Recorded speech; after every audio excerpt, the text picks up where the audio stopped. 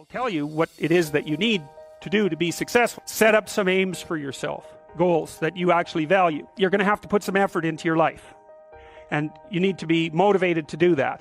And so what are the potential sources of motivation? Well, you could think about them in the big five manner. You know, if you're extroverted, you want friends. If you're agreeable, you want an intimate relationship. If you're disagreeable, you want to win competitions. If you're open, you want to engage in creative activity.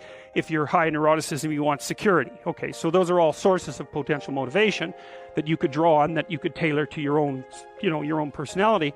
But then there are dimensions that you want to consider your life across. And so we ask people about, well, if you could have your life the way you wanted it in 3 to 5 years, if you were taking care of yourself properly, what would you want from your friendships? What would you want from your intimate relationship? How would you like to structure your family? What do you want for your career? Well, how are you going to use your time outside of your job? And how are you going to regulate your mental and physical health, and maybe also your drug and alcohol use? Because that's a good place to auger down, because alcoholism, for example, wipes out, 5 to 10% of people. So you want to keep that under control. You develop a vision of what you would like your life to be. Well, once the goal is established, and then you break down the goal into micro processes that you can implement, the micro processes become rewarding in proportion, in relation to their causal association with the goal, and that tangles in your incentive reward system. We talked about the dopaminergic incentive reward system, and that's the thing that keeps you moving forward. And the way it works is that it works better if it produces positive emotion when it can see you moving towards a valued goal. Okay, well, what's the implication of that? Better have a valued goal, because otherwise you can't get any positive motivation working out. And so the more valuable the goal, in principle, the more the micro processes associated with that goal start to take on a positive charge. So as far as I can tell, what you do is you specify your long-term ideal. Maybe you also specify a place you want to stay the hell away from, so that you're terrified to fail as well as excited about succeeding. And often people won't specify their goals too, because they don't like to specify conditions for failure. So if you keep yourself all vague and foggy, which is real easy, because that's just a matter of not doing as well, then you don't know when you fail. And people might say, well, I really don't want to know when I fail, because that's painful. So I'll keep myself blind about when I fail. That's fine, except you'll fail all the time then. You just won't know it until you've failed so badly that you're done. And that can easily happen by the time you're 40. So that's willful blindness, right? You could have known, but you chose not to. I would say, start where you can start. If something announces itself to you, which is a strange way of thinking about it, as in need of repair, that you could repair, then, hey, fix it. You fix 100 things like that, your life will be a lot different. I often tell people too, fix the things you repeat every day, because people tend to think of those as trivial, right? You get up, you brush your teeth, you have your breakfast, you have your routines that you go through every day. Well, those probably constitute 50% of your life. And people think, well, they're mundane, I don't need to pay attention to them. It's like, no, that's exactly wrong. The things you do every day, those are the most important things you do. Hands down. Your mind is a very strange thing. As soon as you give it a name, a genuine aim, it'll reconfigure the world in keeping with that aim. That's actually how you see to begin with. And so if you set it a task, especially, you have to be genuine about it, which is why you have to bring your thoughts and emotions together, and then you have to get them in your body so you're acting consistently. You have to be genuine about the aim.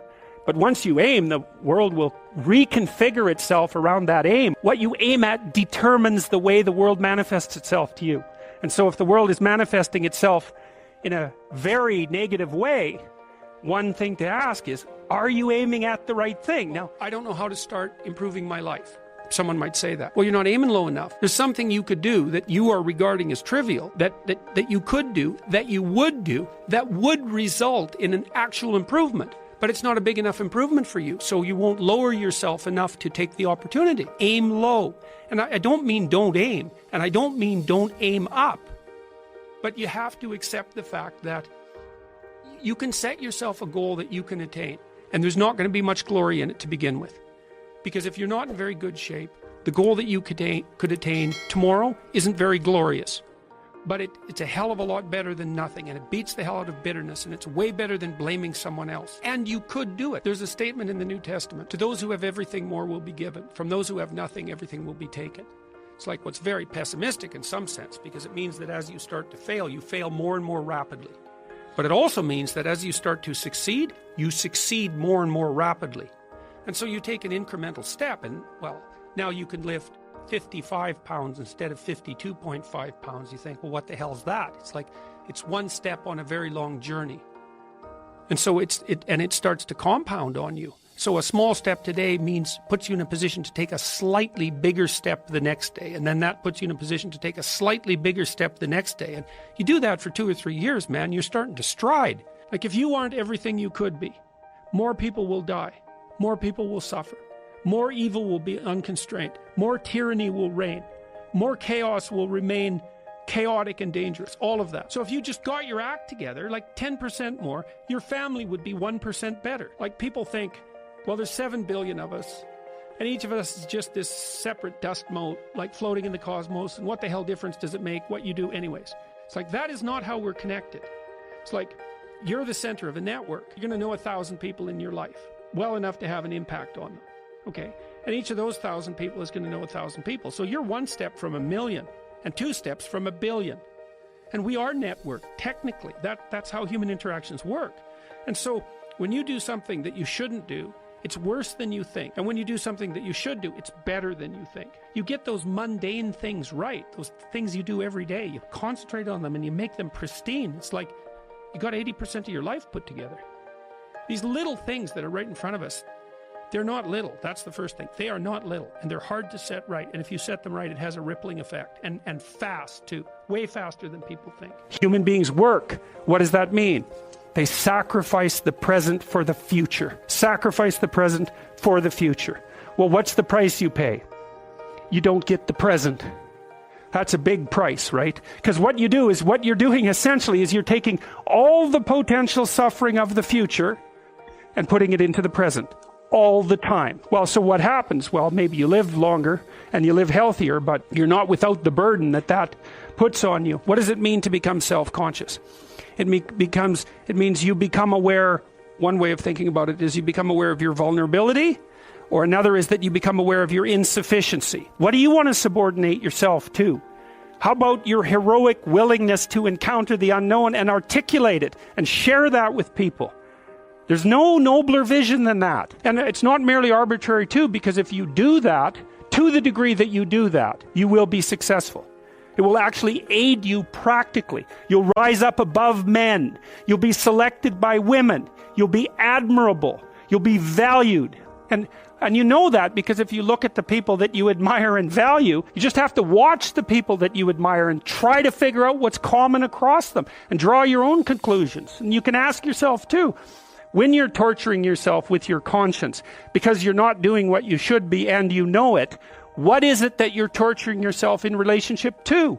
You have a vision of your own ideal, and you torment yourself if you're not matching it. What's the ideal? We got so damn sensitive to threat that we were finally able to conceive the ultimate threat, not proximal threats, but the fact of threat itself, and the fact of mortality itself, and the fact of finitude itself. Close your eyes, bring up a vision. You can imagine the future. Well, what are you seeing?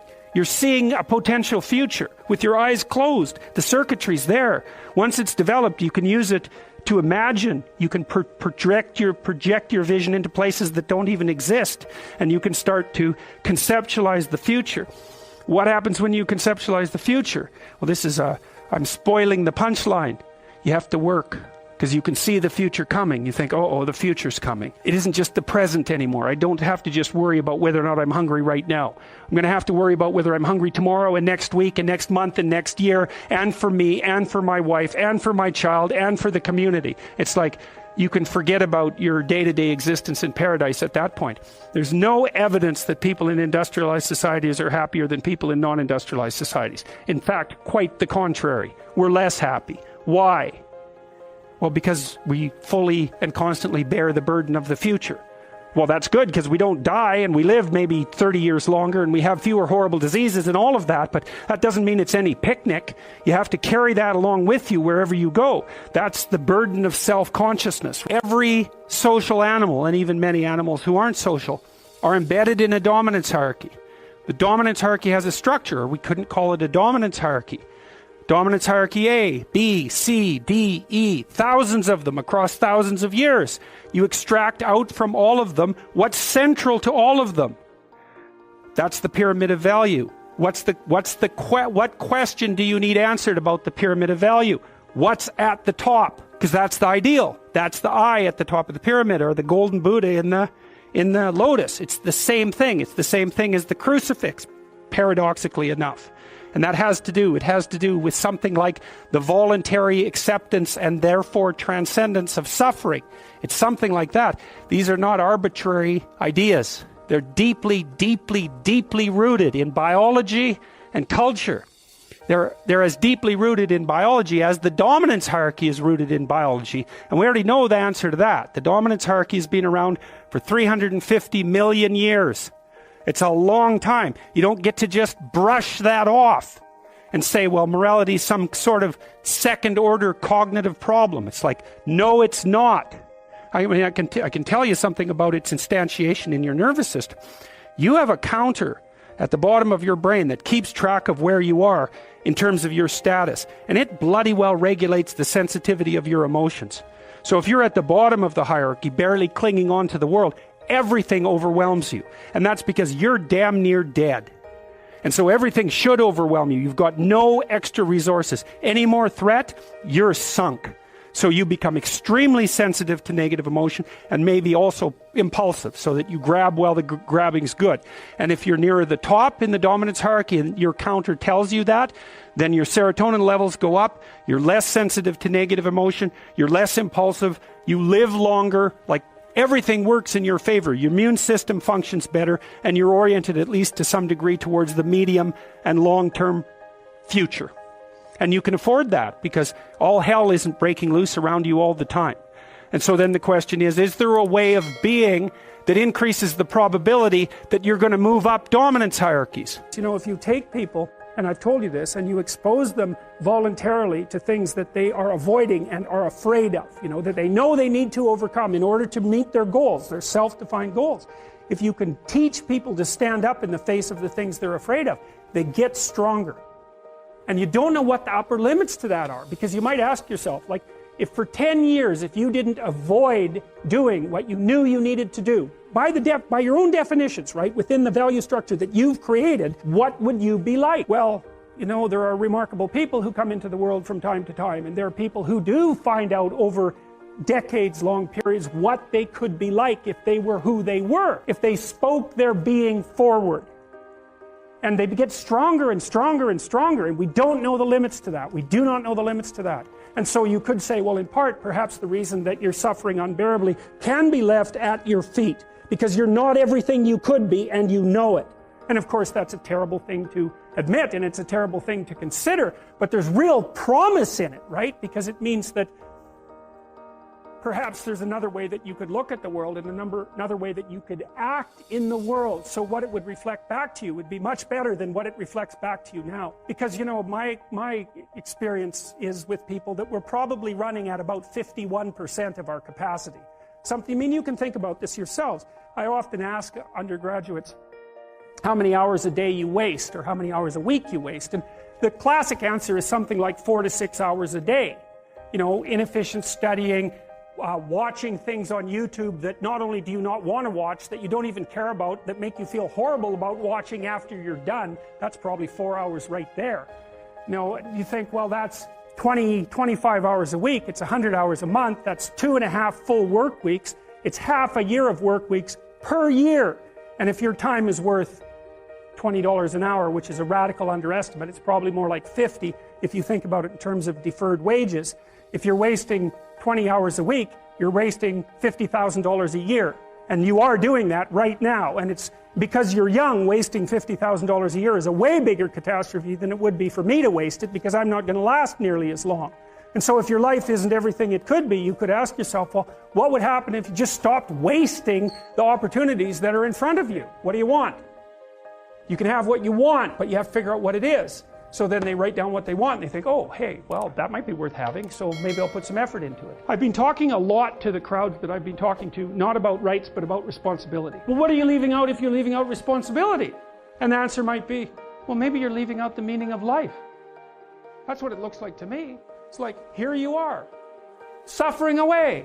What makes it worthwhile? Responsibility. That's what gives life meaning.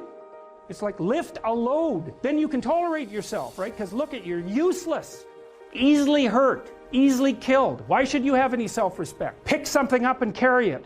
Make it heavy enough so that you can think, yeah, well, useless as I am, at least I could move that from there to there. For man, there's nothing but responsibility. A man has to decide that he's going to do something, because the alternative to valued responsibility is impulsive, low-class pleasure. You don't make men safe by making them weak.